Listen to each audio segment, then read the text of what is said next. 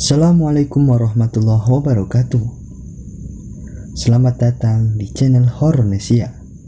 Dengan saya Harstu Wiraatmaja yang akan menemani Anda dalam kumpulan cerita horor dan misteri yang membuat bulu kuduk Anda merinding.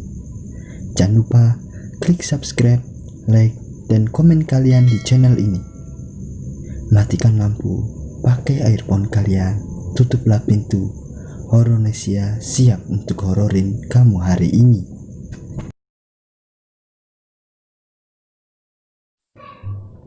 Pada kali ini gua akan ngejelasin tentang rumah mandor.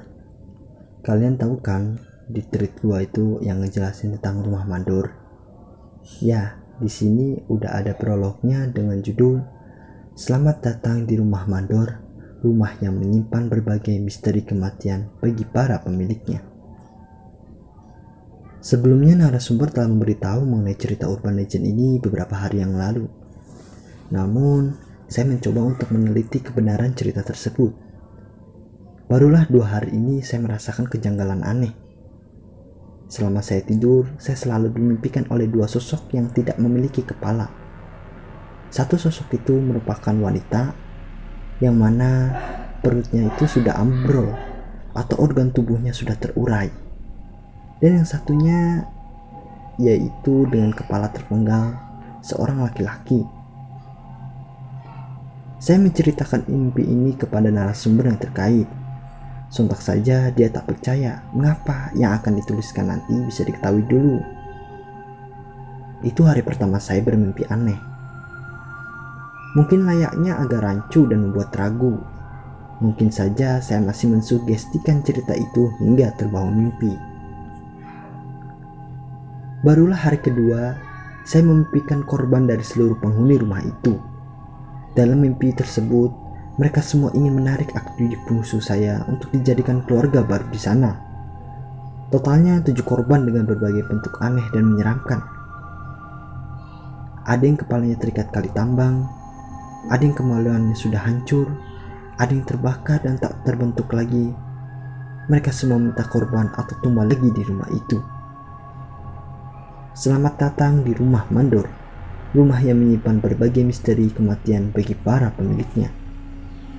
Ini kisah urban legend yang tak pernah habisnya dibincangkan dan menjadi sorotan masyarakat di sekitarnya. Beberapa hari kemarin, tempat yang dimasuk memakan korban. Apakah kalian percaya tempat ini menyimpan rahasia khusus? Saya tidak bermaksud menggoyahkan iman kalian, karena pada dasarnya setiap tragedi dan bencana itu ada maksudnya serta masa lalu yang kelam. Langsung saja saya menceritakan rumah mandor. Segerombolan orang pribumi masuki rumah penduduk dengan mengacungkan senjata. Beberapa dari mereka membawa mandau, keris, kapak, golok, pisau, dan senjata tajam lainnya. Hari itu juga penjarahan besar-besaran dilakukan oleh para pribumi asli untuk menindaklanjuti protesnya terhadap kepemerintahan Belanda. Mereka protes karena pemerintahan Belanda sudah berada di luar batas manusia. Rumah dibakar habis-habisan. Para wanita diseret menuju tengah lapangan. Tak ada rasa belas kasihan hingga banyak warga yang melakukan perlawanan. Pak Mandor dan Nyai Muninggar terbangun dari tidurnya. Mereka berdua melihat dengan jelas kondisi warga yang sudah pecah belah. Di luaran rumahnya penuh dengan asap. Teriakan minta tolong, tangisan histeris, dan suara diangkatnya senjata yang mengenai tubuh manusia terdengar sangat jelas. Pak Mandor melihat potongan tubuh manusia di luaran rumahnya. Ada tangan yang terputus, tubuh yang tercerai-berai, hingga tubuh manusia yang terpisah menjadi 2. Mereka semua dibunuh dengan kejam tanpa balas kasihan. Nyai Muninggar yang kala itu sedang hamil tua harus menahan rasa mualnya akibat dari bau darah yang menyengat di hidungnya. Nyai Muninggar pergi ke dapur untuk mengambil air putih. Setidaknya 1 gelas air putih bisa menetralkan tubuhnya yang agak bening. Nyai Muninggar memegangi perutnya. Ada kontraksi hebat yang berasal dari perutnya. Dia menuju kamar untuk bersembunyi. Pak Mandor masih mencari cara agar rumahnya aman. Seluruh pintu masuk dan jendela dikunci tutup rapat hingga beberapa ada yang dikunci paksa. "Bu, Ibu, kamu di mana?" Pak Mandor pergi ke belakang rumahnya untuk mencari Nyai Muninggar. Terdengar jelas suara batuk dari arah kamar. Pak Mandor yakin orang itu adalah istrinya. "Kamu kenapa, Bu?" tanya Pak Mandor. Enggak apa-apa, aku hanya pening," ucap istrinya. "Sini biar aku pijit." Pak Mandor memijati tubuh punggung Nyai Muninggar. Dia tahu keadaan istrinya sedang tidak sehat. Bruk bruk bruk, bruk bruk bruk. Suara dobrakan keras dari arah belakang rumah. Nyai Muninggar langsung panik. Dia memeluk tubuh Pak Mandor. "Jangan takut, Bu. Kamu sembunyi saja di balik lemari itu. Biar aku yang menahannya," ucap Pak Mandor. Nyai Muninggar mengambil selimut kasurnya dan bersembunyi di dalam lemari. Dia tampak ketakutan karena mendengar rongrongan dan teriakan dengan kata-kata kasar dari para penjara. Pak Mandor sendiri merupakan mandor dari sebuah rumah Belanda. Dia disegani oleh orang-orang Belanda karena kecerdasannya dalam membuat struktur rumah yang diinginkan oleh orang-orang Belanda.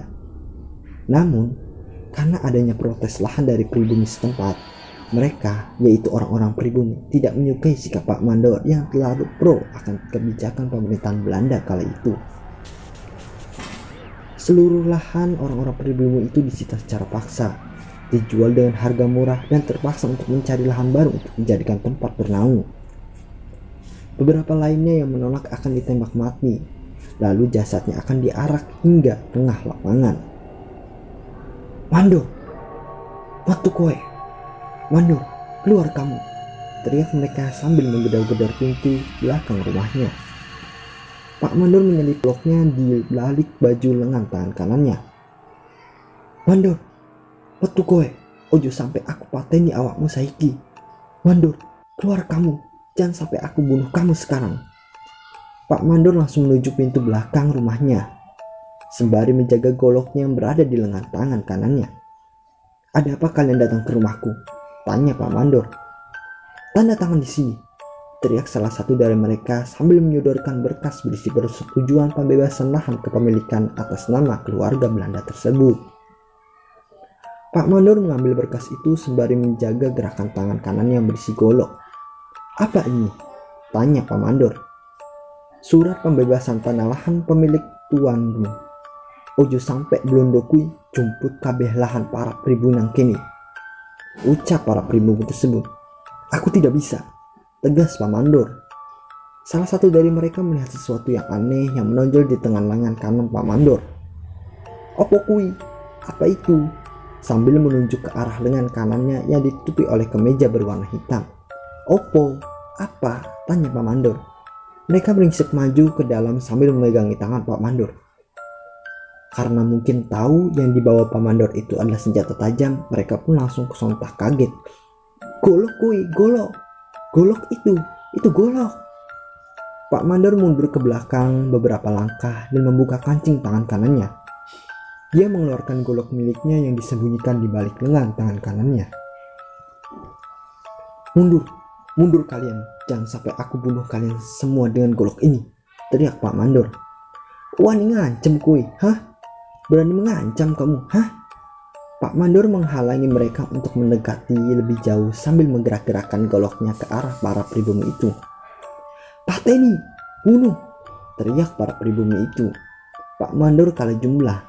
Beberapa dari mereka juga membawa mandau, keris, golok, silet, pisau, dan lainnya. Orang-orang pribumi itu menyerang Pak Mandor secara bersamaan. "Muninggar, lari!" teriak Pak Mandor. Mendengar teriakan itu, dua orang dari mereka berlari menuju kamar. Pak Mandor menghalaunya dengan melayangkan golok tepat di bagian punggung dua orang pribumi itu. Orang itu tersungkur jatuh. "Ah!" Darahnya mengalir deras dari punggungnya. "Bajingan!" teriak para pribumi itu.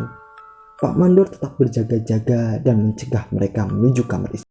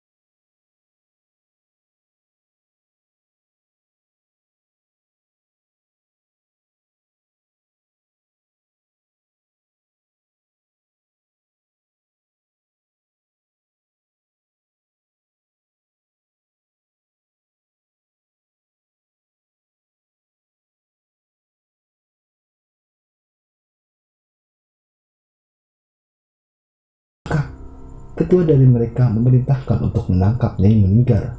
Agaknya kondisi sudah semakin rumit. Nyai Meninggar bersembunyi di dalam kamar mandi. Dia mengunci kamar mandinya dengan tangan agak bergetar.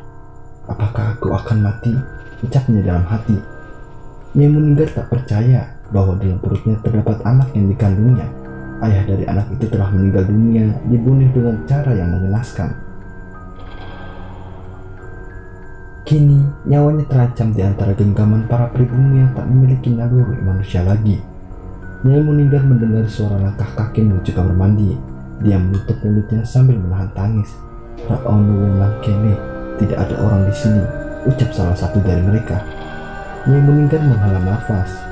Kini dia agak tenang karena posisinya tidak diketahui oleh para pribumi itu. Namun mereka pun tahu kalau Nyai Meninggar berada di dalam kamar mandi. "Pak, udah lama di situ?" tanya salah satu dari mereka yang melihatnya dari atap, dari jendela dari bawah atas kamar mandi tersebut. Nyai Meninggar kaget mendengar suara itu. Dia mencari asal dari suara itu ketika dia menatap ke atas. "Aku wis nungguni awakmu, hahaha. Aku sudah menunggumu, hahaha." Nyai Meninggar berteriak keras. Teriakan itu mengundang para pribumi lainnya untuk menyerbu kamar mandi. "Mbak, arep metu apa dimetuake? Hahaha. Mbak, mau keluar atau dikeluarkan? Pergi kalian dari rumahku, aku benci kalian semua," teriaknya Meninggar sambil menangis. Bruk, bruk, bruk, bruk. Mereka pun ingin mendobrak kamar mandi tersebut. Nyai Meninggar terdiam saat sambil memegangi perutnya. "Apakah aku akan mati?" ucap Nyai Meninggar. Bruk, bruk. Pintu kamar mandi itu lepas karena dobrakan kencang dari 3 orang pribumi yang mencoba untuk menyangkap Nyai Meninggar. "Hahaha, kemari sini, akan kubawa kau ke surga dunia. Kau mau hidup kan?" ucap salah satu pribumi itu. "Cuy," Nyai Meninggar meludahi orang itu dengan percaya dirinya yang tinggi. "Aku rawedi mati nang tangan iblis. Aku tidak takut mati di tangan iblis," ucap Nyai Meninggar. Nyai Meninggar pun hanya pasrah saat rambut hitam legamnya ditarik paksa oleh pribumi itu hingga perutnya mengenai lantai berkeramik emas. Rasa kemanusiaan mereka hilang saat nafsunya memuncak ketika mendapati Nyai Meninggar yang telah meludahi salah satu rekannya. Nyai Meninggar memegangi tangan orang pribumi itu sambil mencakar-cakar pergelangan tangannya. Tetap saja tak ada efek samping sedikit pun kepada iblis yang berwujud manusia. Tampaknya Nyai Meninggar akan dieksekusi mati di dekat jasad suaminya. Para pribumi itu membuka baju Nyai Meninggar dengan paksa. Mulut Nyai Meninggar ditutup erat menggunakan kain bekas robekan baju salah satu pribumi itu. "Apa yang akan kau lakukan? Bos menyuruh kita untuk menangkapnya saja," ucap salah satu dari 3 pribumi itu. "Wanita jalang ini kau biarkan hidup begitu saja? Bagaimana perasaanmu ketika ludah itu mengenai wajahmu? Hah?" tanya rekannya masih terhina karena ludahan itu tampak jelas. Para pribumi itu pun membuka bajunya. Tampak jelas payudara dari Nyai Meninggar itu. Agaknya kandungan dari Nyai Meninggar sedang berkontraksi hebat. Mereka pun menyiksa satu persatu dengan cara yang kejam. "Pertama, akan kusiksa dirimu hingga apa yang kau lakukan padaku imbas," ucap pribumi itu dengan kesal. Senjata tajam siap merobek-robek isi perutnya. Rasanya nyawa Nyai Meninggar telah berada di ujung orang pribumi itu. Direbeknya perut Nyai Meninggar itu dengan paksa. Teriakan demi teriakan memenuhi rumah itu. Nyai Meninggar tak kuasa menahan rasa sakit yang amat hebatnya. Dalam keadaan yang masih hidup dan sadar, perutnya dirobek dengan begitu cepat. Srek, srek. Sedikit demi sedikit darah itu mengalir deras. Mereka menikmati proses pengulitan perut Nyai Meninggar itu. "Wow, janinmu masih hidup," ucap pribumi itu dengan senyum jahatnya. Tak ada rasa bersalah dan penyesalan.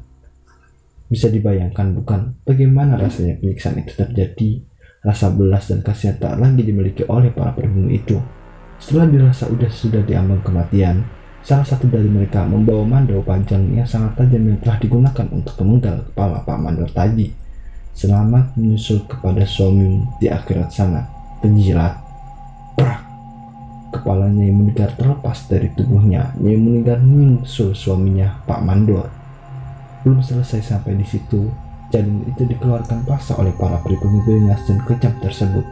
Diinjak-injaknya janin itu, tak bisa dibayangkan secara nalar bagaimana itu bisa terjadi. Namun, dari sinilah teror rumah Mandor dimulai. Apakah kalian siap untuk melanjutkan?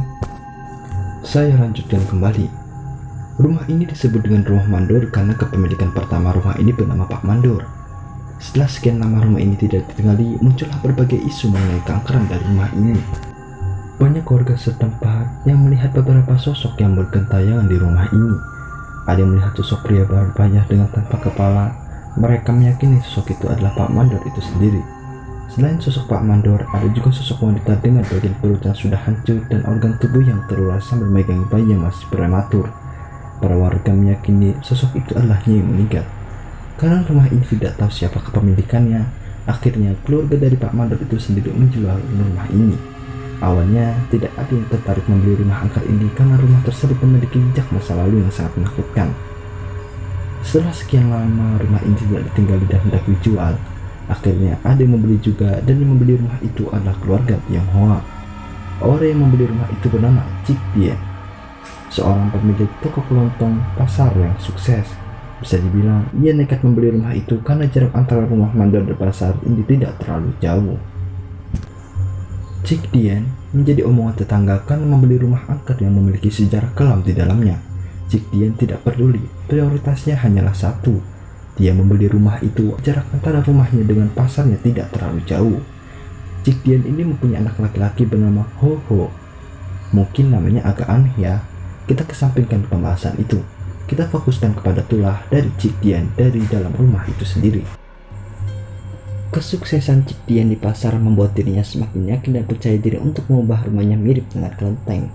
Hal ini dimaksudkan sebagai bentuk syukur Cik Dian terhadap dewa. Mungkin dalam kesehariannya dia bisa beribadah dan mengingat dewa setiap saat. Ketika rumah itu benar-benar direnovasi, kejadian aneh menimpa Cik Dian dan Ho Ho. Warung kelontong di pasarnya terbakar. Semua barang dagangan yang berada di pasar itu ludes terbakar di lahap si jago merah. Cik Dian pasrah, dia sudah kehilangan harta berharga dirinya. Namun di tengah kepasrahannya, Cik Dian berdoa kepada dewa agar sesuatu yang telah hilang bisa kembali seperti semula. Pak, sudahlah, kita sudah tidak punya apa-apa lagi. Lebih baik kita jual rumah ini. Para warga juga bilang rumah ini menyimpan bencana, ucap Ho Ho. Lu bilang apa ha? Lo orang punya dewa, nggak usah takut dengan omongan orang lain yang nggak percaya dewa. Jelas Cik Dian. Cik Dian ini tetap saja tak percaya dengan ulasan yang telah dijelaskan oleh Ho Ho. Hingga pada akhirnya malam itu tiba. Dalam satu hari penuh, Ho Ho pernah didapati tidak keluar kamar. Memang dia berada dalam posisi frustasi. Namun masalahnya, Cik Dian benar-benar tidak mendengar sepatah kata pun dari dalam kamar Ho Ho. Cik Dian merasakan sesuatu yang mengganjal. Dia mencoba membuka pintu kamar Ho Ho, namun dalam keadaan terkunci. Dia pun keluar rumah untuk meminta para tetangga agar mendobrak kamar Ho Ho secara bersamaan. Setelah kamar itu didobraknya dengan pasrah, tubuh Ho Ho telah lemas tak berdaya dengan posisi tubuhnya masih menggantung. Ho Ho tewas dengan bunuh diri. Cik Dian berteriak histeris melihat anak laki-laki semata wayangnya sudah tidak bernyawa lagi. Para warga sekitar percaya Ho Ho sebelum meninggal pernah meminta pendapat mengenai rumah Mandor itu. Para warga memberitahu bahwa rumah itu membawa bencana dan tumbal. Ho Ho yakin alasan terbakarnya warung kelontong di pasar adalah karena mengubah struktur dari rumah itu sendiri. Hingga pada akhirnya Ho Ho merasa kecewa dengan tindakan Cik Dian yang hanya memiliki harta tanpa memikirkan bencana yang tersimpan di dalam rumah Mandor ini. Ho Ho merasa pasrah dan tak peduli lagi. Dia melakukan hal ini untuk menyelamatkan Cik Dian dan pergi dari rumah kutukan ini. Setelah kematian Ho Ho, Cik Dian depresi berat. Dia juga mulai tersadarkan dengan keangkeran rumah ini. Dia mendapati banyak keanehan dan gangguan dari rumah Mandor ini. Dia pun memutuskan untuk menjual rumah ini dan meninggalkan rumah tersebut. Selanjutnya adalah keluarga ketiga, rumah Mandor. Selamat datang ke rumah Mandor, rumah yang menyimpan misteri kematian bagi para pemiliknya. Keluarga ketiga ini bisa dibilang juga keluarga agamis. Kepala keluarga dari keluarga ini merupakan seorang imam di surau atau musola dan seorang guru sekolah. Warga setempat menyebutnya Mbah Guru. Mbah Guru memiliki 3 orang anak. Dua dari ketiganya telah menikah dan menyisakan satu si bungsu cewek yang masih ikut bersama dengan bah.